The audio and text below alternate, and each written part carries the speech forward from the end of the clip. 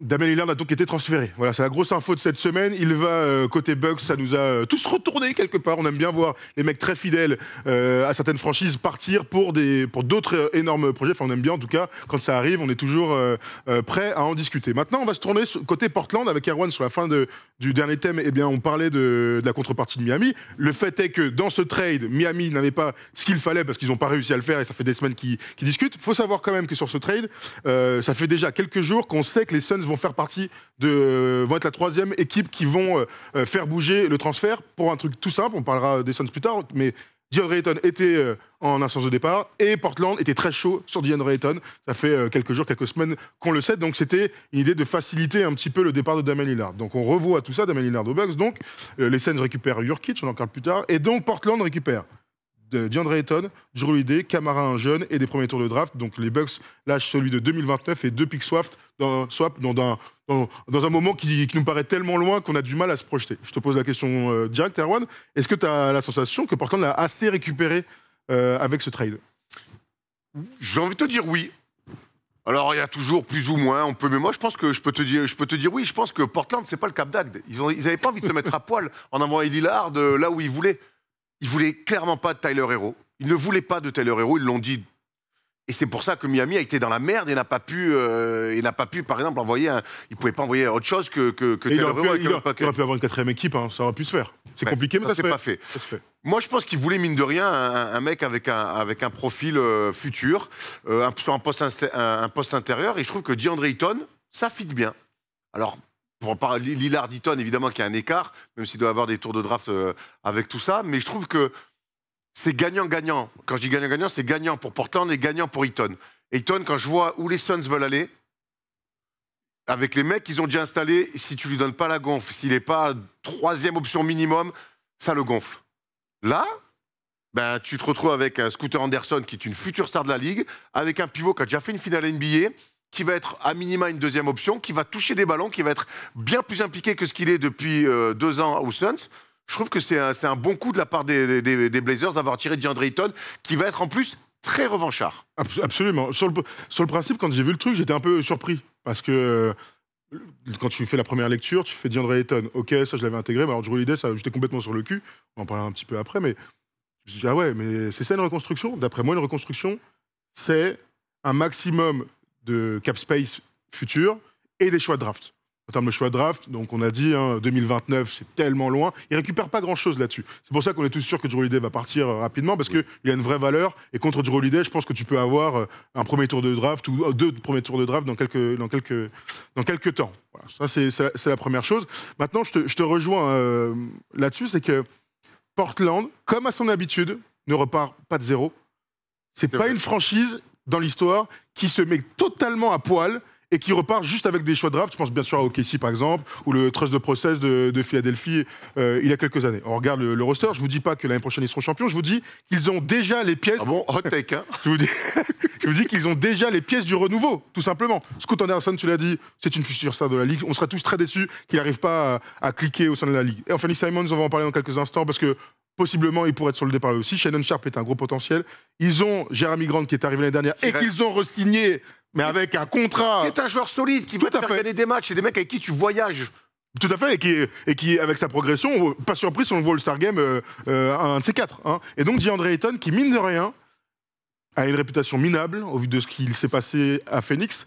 C'est toujours la faute des deux parties. C'est jamais la faute seulement du joueur ou du coach, qui s'est fait cut aussi, ou de la franchise. Ils l'ont drafté parce que c'était un gars du coin, il venait d'Arizona. On était sûrs, tous, que ça allait devenir quelqu'un dans cette ligue. Il fait des stats.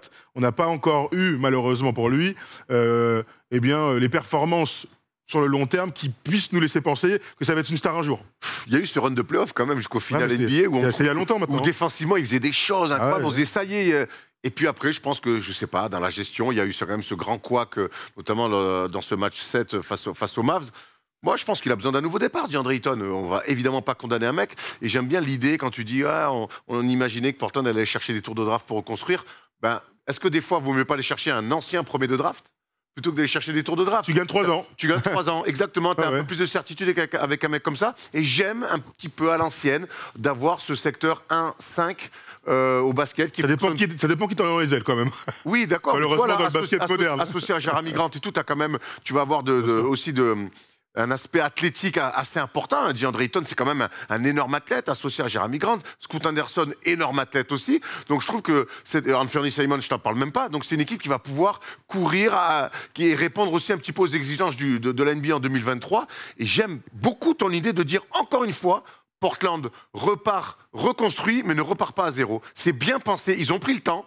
Ils ont bien calculé leurs chances, ils ne se sont pas jetés sur Miami, ils ne voulaient pas Tyler Herro, parce que je pense que dans leur vision, Tyler Herro ne convenait pas à ce qu'ils mettent en place. Et quand on voit cette équipe ultra athlétique, on se dit, OK, effectivement, Tyler Herro ne rentrerait pas là-dedans. Bon, honnêtement, Tyler Herro, il a jamais, je pense, ils n'y ont jamais pensé, parce qu'ils savent ce qu'ils ont.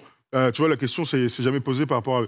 faut qu'on mette beaucoup de crédit sur le nom de John Cronin, qui est le GM qui est arrivé l'année dernière. On connaît le passif des Blazers, on a discuté avec certains joueurs, entre le service médical... qui est l'un des pires de toute la NBA. Et par... Ouais, c'est le docteur Strauss, le responsable médical. Et ce qui s'est passé aussi en termes de culture, il y a eu pas mal de changements, de machins, de trucs. C'est vrai que depuis qu'il est arrivé, on sent que on arrive à la fin de Dame Lillard. Encore fallait-il qu'ils aillent au bout de leurs idées. Regardez ce qui s'est passé dans ce renouveau de Portland ces dernières saisons. Donc, ils ont pris quand même un nouveau coach en Chauncey Billups qui, pour l'instant, n'a pas encore montré l'étendue de ce qu'il était capable de faire, hein, soyons clairs. Le trade de McCollum, bien sûr, parce que c'est la fin de cette ère, on va en parler dans quelques instants aussi. Joe Cronin qui est arrivé, Jeremy Grant qui prend le contrat de sa vie, hein, 60 millions sur 5 ans, et donc le trade de Damian Lillard. J'ai envie de te dire, comme ça, en l'état, que c'est bien ce qu'ils font. Ça, c'est bien travaillé, c'est réfléchi, et en soi, on comprend la direction. Parfois, on comprend rien à ce que font les mecs, c'est que de la destruction et que je sais pas quoi, il y a des trucs. Là, au moins, il y a un truc clair. On va aller chercher des jeunes joueurs à talent. Ils ont DeAndre Ayton, ils ont Scoot Anderson qui, dans d'autres drafts, aurait pu être premier. Ben voilà, c'est presque simple et lisible. Et c'est rare en NBA. C'est très simple et très lisible. On va évidemment rajouter Ryan Rupert, hein, que les Blazers ont vraiment voulu. C'est pour ça que d'ailleurs... il est descendu si bas. Voilà, ils sont descendus si bas parce qu'ils le voulaient. Ils lui ont proposé un contrat de 2 ou 3 ans, il me semble, garanti, alors qu'il y avait d'autres franchises qui voulaient le prendre plus haut, mais avec des contrats... enfin, plus haut au deuxième tour, avec des contrats garantis ou détoués. Donc non, ils ont une bonne vision. Puis ils ont des garanties malgré tout. C'est que j'aime cette espèce d'alchimie de... On a des jeunes à développer, mais dès cette année, on va pouvoir gagner des matchs. Moi, quand je vois le roster des Blazers, j'ai hâte de les voir jouer. J'ai envie de les voir jouer. Bon, déjà, Scoot Anderson, j'ai envie de voir Jeremy Grant associé à DeAndre Ayton, j'ai envie de voir le pick and roll Scoot Anderson, DeAndre Ayton. Voilà, j'ai envie de voir comment le backcourt Anderson-Simons va fonctionner. C'est une équipe qui m'excite. J'ai envie de voir la progression de Sheldon Sharp. C'est cool. C'est cool. Ouais. Vraiment, c'est les équipes on a déjà vu des équipes en construction. On dit, oula, cette année, j'ai pas trop mettre le museau. Moi, j'ai hâte de les voir. Ah, ça, je suis d'accord avec toi. On vous a posé la question dans le chat. Est-ce que c'est une bonne contrepartie pour Portland? Oui, à 97%. Donc on est tous plutôt d'accord. Ouais. Après, est-ce qu'ils auraient pu avoir plus? On peut toujours avoir plus. Oui, tu peux toujours avoir plus. Le truc, c'est que tu n'aurais pas eu LeBron, tu n'aurais pas eu KD, tu n'aurais pas eu Booker. Donc voilà. Erwan, soyons sérieux.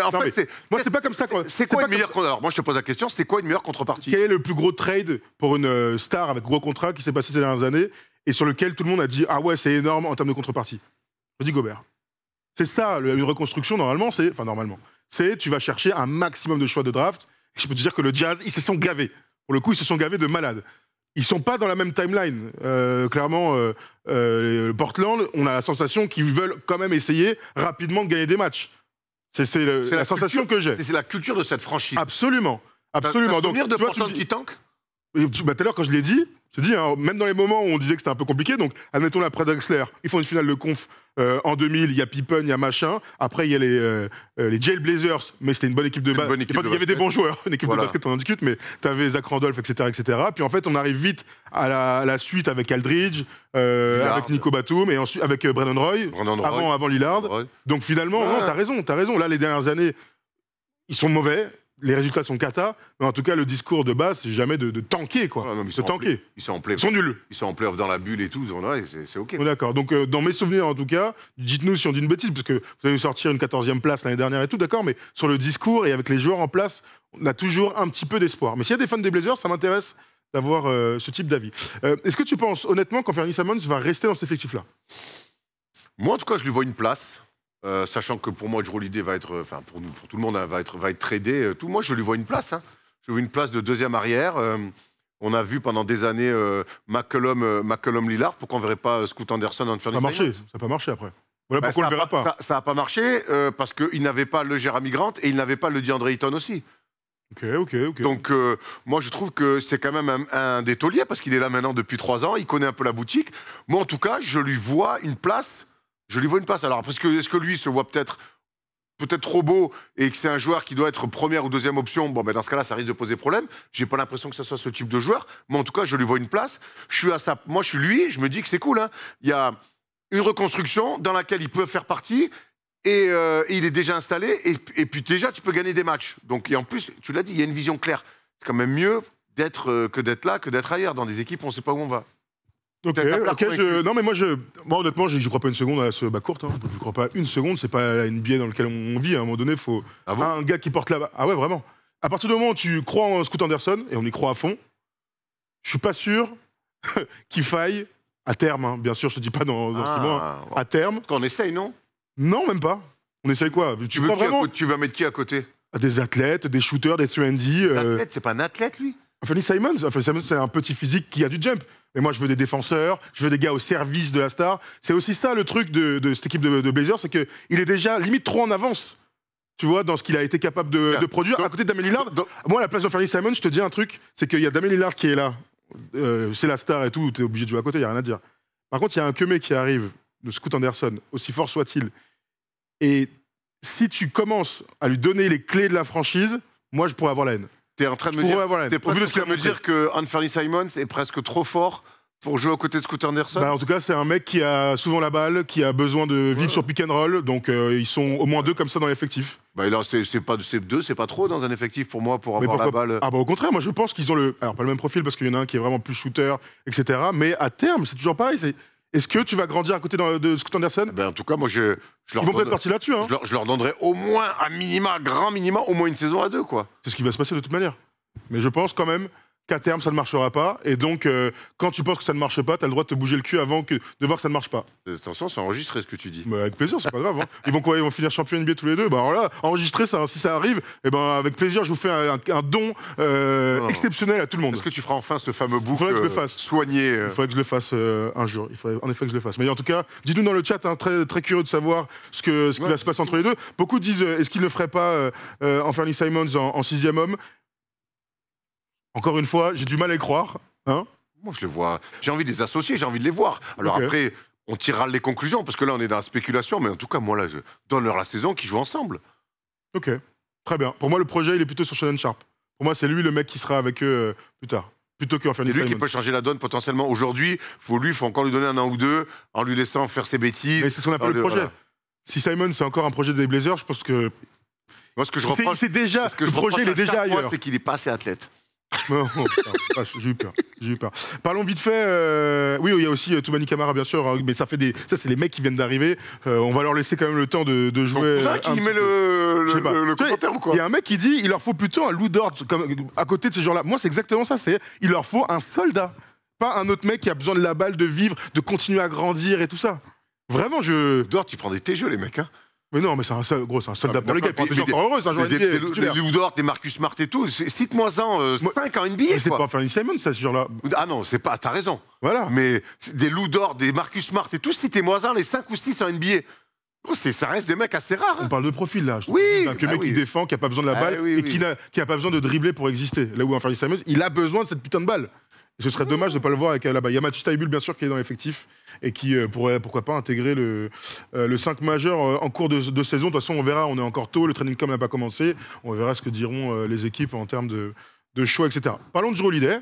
Donc, parce qu'il vous l'avez vu, hein, on l'a pas mis dans le 5 majeur, on l'a pas mis dans l'effectif, parce que l'information pour l'instant, c'est qu'il va bouger. On a vu le tweet qui est parti hier de Woj. Donc, les Blazers pensent toujours à changer de Jrue Holiday. On est en train de regarder son contrat aussi, 36 millions cette saison. Il a une player option à 39 millions. Il serait très con, il y a une petite faute d'ailleurs, Tom, il serait très con quand même de ne pas prendre les 39 millions de dollars de player option, même si on peut lui offrir plus. Qu'est-ce que tu en penses, Erwan? Première question rapide. Est-ce qu'il pourrait pas rester? Je crois pas. Je crois qu'aujourd'hui, lui, au vu déjà, il coûte très cher.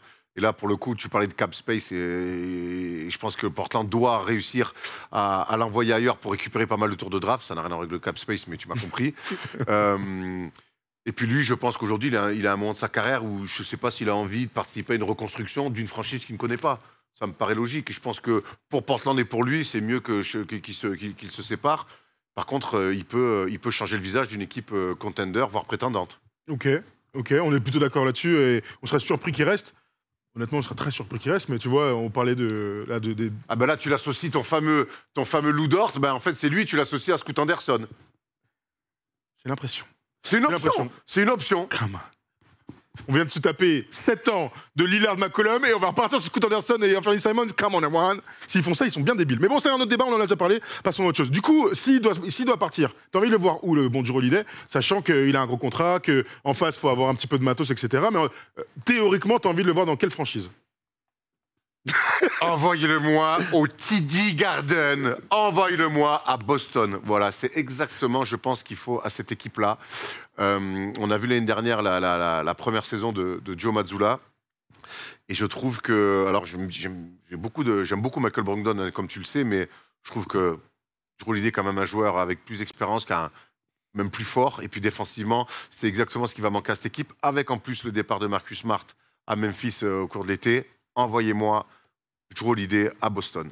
Ok, je vous mets un sondage tout de suite. Les premières équipes, les premiers échos qu'on a, c'est Boston, Philadelphie, Miami, bien sûr, on va en parler. Et j'ai mis haute, donc dites-nous, c'est intéressant parce que le choix, c'est tellement ouvert que c'est impossible de se décider. Moi, j'ai quand même envie de le voir à Miami. Alors, il y a un gros souci, c'est qu'ils ne sont pas mis d'accord avec Portland. Oui, Miami va toujours pas lâcher Adebayo, surtout que maintenant ils en veulent plus parce qu'ils ont non, mais attends, ça vaut moins cher. Ça vaut moins cher, d'accord. Beaucoup moins cher. Et Portland, ils veulent pas de... Gros, ils vont envoyer qui? Tyler Hero, ils en veulent pas, gros. Ils ont plus Gabe Vincent, ils ont plus Max Strus, ils ont plus personne de façon envoyée, je te confirme. Miami, ils sont à poil. Mais en tout cas, dans la culture du hit, dans la défense dure, alors ils seraient parfaits avec Jimmy Butler et avec Bam Adebayo, ils seraient parfaits. Bon, le problème, c'est qu'il faut bien tirer à un moment donné extérieur. Hein. Si t'as 3 quemés comme ça qui tirent pas extérieur, ce serait compliqué. Mais en tout cas, en termes de contrat, etc., Kyle Lowry et Jrue Holiday gagnent sensiblement, pareil, à 6-7 millions. Donc on pourrait imaginer que Jrue Holiday arrive là-bas contre Kyle Lowry. Et là, ça donnerait, le fameux cap space, la fin de saison fin de saison, Kyle Lowry, il a plus de contrat. Donc tu gagnes de l'oseille. Donc pourquoi pas l'imaginer à Miami? Et le dernier truc dont il faut qu'on parle, c'est Philadelphie. C'est parce qu'elle se passe avec James Harden. Hein. Pour l'instant, il n'y a rien. Je ne dis pas que c'est le profil parfait pour jouer à côté de Joel Embiid. En revanche, ils n'ont jamais eu un joueur comme ça. Alors si, ils l'ont eu, mais ah oui, Jimmy Butler. Ah non, je pensais à qui, toi? Jrue Holiday. Oui, non, mais là, autour de Joel. Non, mais... oui. Moi, j'aime aussi l'idée de Philadelphie. J'aime bien l'idée de Philadelphie parce que je pense qu'ils ont besoin d'avoir des mecs avec la tête sur les épaules un peu. Capable d'assainir un petit peu un vestiaire qui me paraissait un petit peu compliqué, et puis qui va arriver avec une culture de la gagne. C'est un mec qui a été champion NBA. Et je crois que finalement, associé à Joel Embiid, un mec qui a été champion NBA il n'y a pas si longtemps que ça, c'est pas la pire des choses qui puisse lui arriver. C'est moins bling-bling que Harden peut-être, mais c'est certainement plus efficace. Et en tout cas, ça a montré que même quand c'est maladroit, défensivement, ça peut faire basculer des matchs. Et je trouve qu'associer un mec comme ça à Joel Embiid, ce serait une très très bonne idée du côté de Philly. Ok, très bien. Il y a une rumeur qui est sortie ce matin. D'ailleurs, j'ai pris un screenshot, je vais te dire. Ou les Warriors. Enfin bon, évidemment, ils vont jouer à 4 contre Chris Paul. Ah.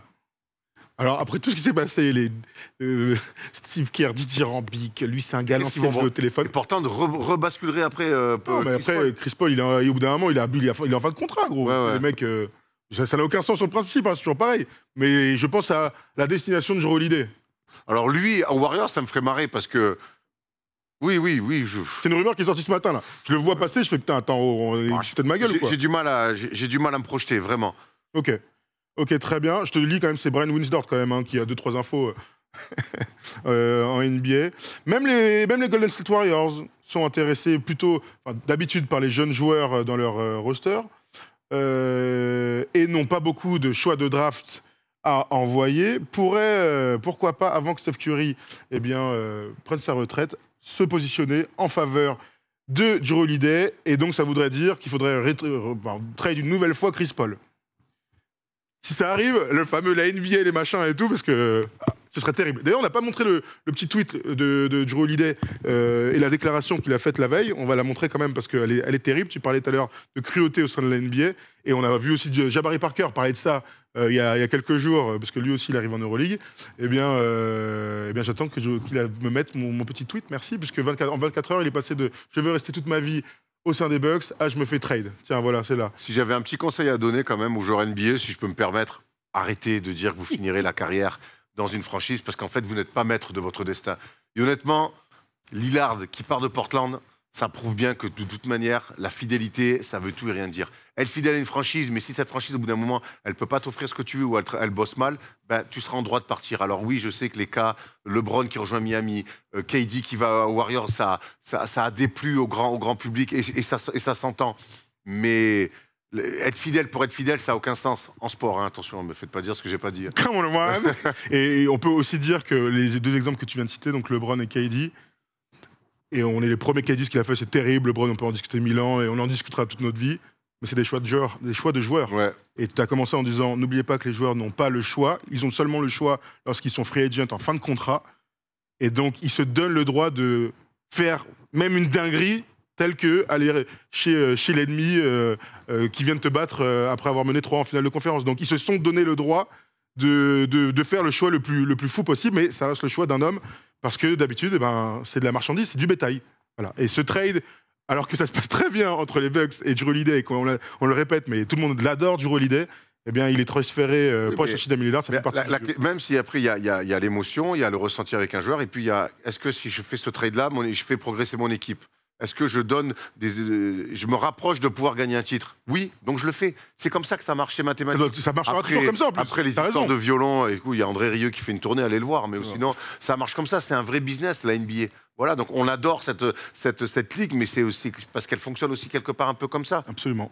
Tu veux voir où Jrue Holiday? Boston, 36%. Voilà, pourquoi pas avec Porzingis, avec Jaylen Brown, avec John Tatum. Enfin, si tu dois échanger, bon, il y a encore Brogdon qui est là, mais si tu dois échanger pour Jrue Holiday, on peut imaginer qu'il y aurait beaucoup de choses. Voilà pour cette vidéo. On suivra bien sûr cette équipe League Pass, comme on les aime bien appeler, parce qu'elle n'a pas beaucoup passé à la télé nationale. Mais non, on va aller checker à fond les Blazers avec le renouveau de Scoot Anderson et DeAndre Ayton qui déboulent.